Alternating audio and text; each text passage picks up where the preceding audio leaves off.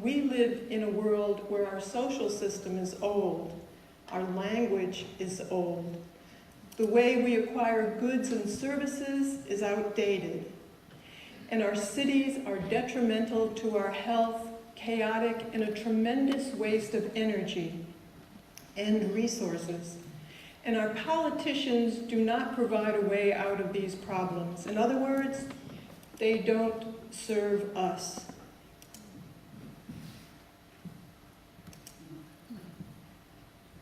But our technology is racing forward. We're trying to adjust to the rapid advances in technology with obsolete values that no longer work in our technological age. What is needed is a change in our sense of direction and purpose, an alternative vision for a sustainable New World civilization unlike anything in the past. This is what we are presenting here, and we call it the Venus Project. And the activist arm, organized by Peter Joseph, is called the Zeitgeist Movement. When I refer to sustainability, I'm not referring to sustainability for the banks that keep us in perpetual debt, or the corporations, or the obsolete social system that we live under. But by sustainability, I mean the well-being of all people in a new system that would bring us to our highest potential while protecting and preserving the environment. What I'm talking about is intelligently managing Earth's resources by using the methods of science to organize and manage society. I'm not referring to scientists running things, but the methods of science applied to the way we live to achieve a more humane society for everyone. We apply scientific method in limited areas today, in such things as surgery, the building of aircraft, skyscrapers, bridges, and automobiles. Over the centuries, we have developed a consensus that when it comes to matters of personal safety, we choose science and technology rather than primitive belief systems or politics, because science has been proven to work. Then why don't we use scientific scales of performance when it comes to planning our societies, our cities, our transportation, agriculture, healthcare, and so on, as a totally integrated global systems approach? If science has a lot to do with what works, then clearly there's much about today's social and economic systems that are not scientific, because things aren't working very well for the majority of the world's population and the environment. If they were, war, poverty, hunger, homelessness, and pollution would have been solved years ago. Unfortunately, our social structures evolved with no overall global planning or an understanding of what it is that shapes our behavior, and this is not being considered today. The Venus Project, on the other hand, wants to imply an intelligent method of planning for planetary survival. If we don't apply the scientific method to the way we live, unnecessary human suffering will continue. We have the technological ability and the resources to feed, house, and educate everyone on the planet. But our practice of rationing resources through monetary methods never provided a means to do so. Then how do we even begin to solve our problems by using the methods of the monetary system that we all live under? The use of money is hardly ever examined, but let's consider it, along with how much it influences our behavior and our values. Money itself doesn't have any value whatsoever. There's no gold or anything to back it up. It's just a it's just a picture on a cheap piece of paper with an agreement among people as to what it can buy. And I would say a forced agreement, because we really don't determine the prices of things. If it rained $100 bills right now, everybody would be happy except the bankers. So let's look at money. Money is just an interference factor between what you need and what you can get. People think in terms of wanting a job to get the money, to get the things that they need. But if they really thought about it, it's not the job that they want or the money, but access to the necessities of life. The use of money results in social stratification and elitism. They say in America that all people are equal, but most people can't buy the kind of car they want or live in the kind of house that they want. They buy what they can afford. Many cultures tell their people that they are free, but one is really only as free as their purchasing power. How can someone have freedom when they can't get the best medical care or education for their children? And I know you're a little better off in that way here than we are in America. Most people are slaves to jobs that they don't really like, only because they need the money.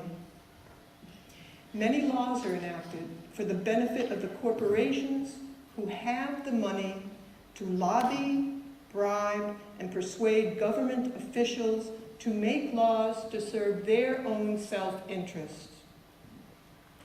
People say that the monetary system produces incentive.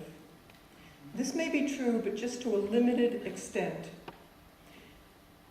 It also produces greed, corruption, war, poverty, hunger, and tremendous unnecessary suffering. We really have to look at the entire picture. The monetary system is based on artificial scarcity. For example, food products are sometimes destroyed just to keep the prices up.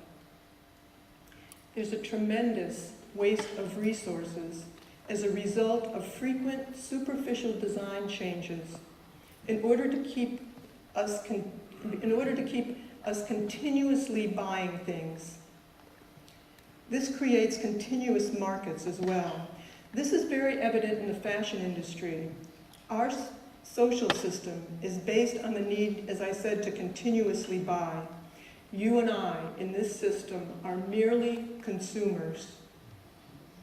There's a tremendous environmental degradation due to the higher costs of more appropriate waste disposal. In other words, our planet is being plundered for profit. The recent oil spill in the Gulf is a good example of this. But one of the greatest waste of resources and lives is the military. How shameful that it's one of our biggest industries in the world. They make their money out of arming both sides at once. It is little understood just how much our values are shaped by the monetary system. Our values are influenced by the media for the benefit of the establishment. We call them the unholy three.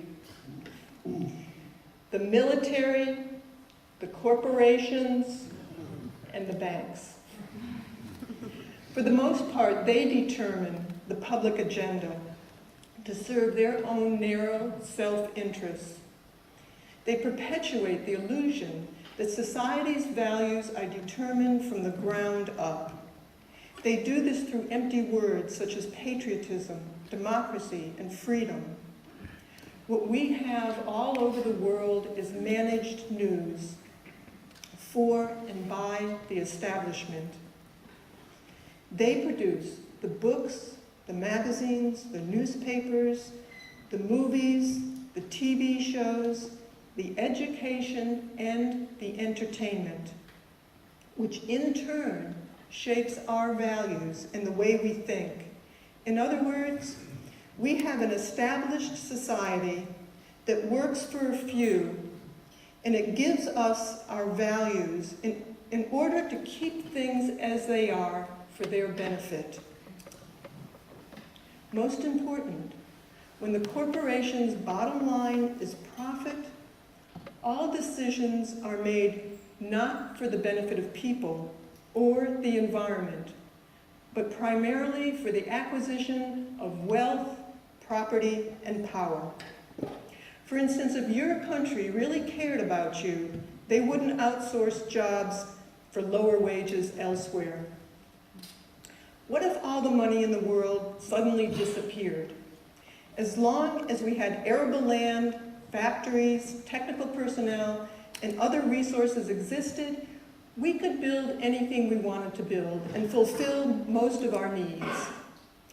The Venus Project advocates that with today's ingenuity and technology, we could easily overcome scarcity, which really is the cause for most of our problems, such as war, poverty, corruption, and aberrant behavior. We could accomplish this through implementing a resource-based economy. This is a very different concept than anything that's gone before. It's not communism, socialism, capitalism, or fascism. To put it simply, a resource-based economy uses resources rather than money, and all people have access to their needs without the use of money, barter, credit, taxation, or any other form of debt or servitude. In other words, all the Earth's resources are held as the common heritage of all the Earth's people.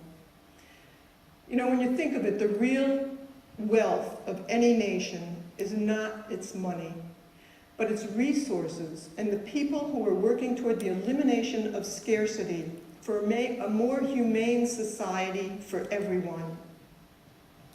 If this is still confusing, consider this.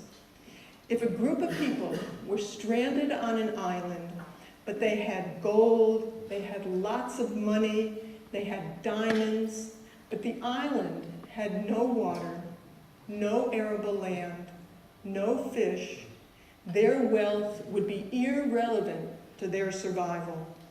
Money is not what people need. Rather, it's the access to the necessities of life. In a resource-based economy, resources would be used directly to enhance people's lives all over the world. If we manage our resources wisely, we could easily produce the necessities of life and provide a very high standard of living for everyone. This may be hard to believe, but even the wealthiest of today would have a much higher standard of living within a resource-based economy. When science and technology is unleashed into the social system directly to improve people's lives without restrictions of money, the marketplace, or patents, we could then begin to know what it really means to be human.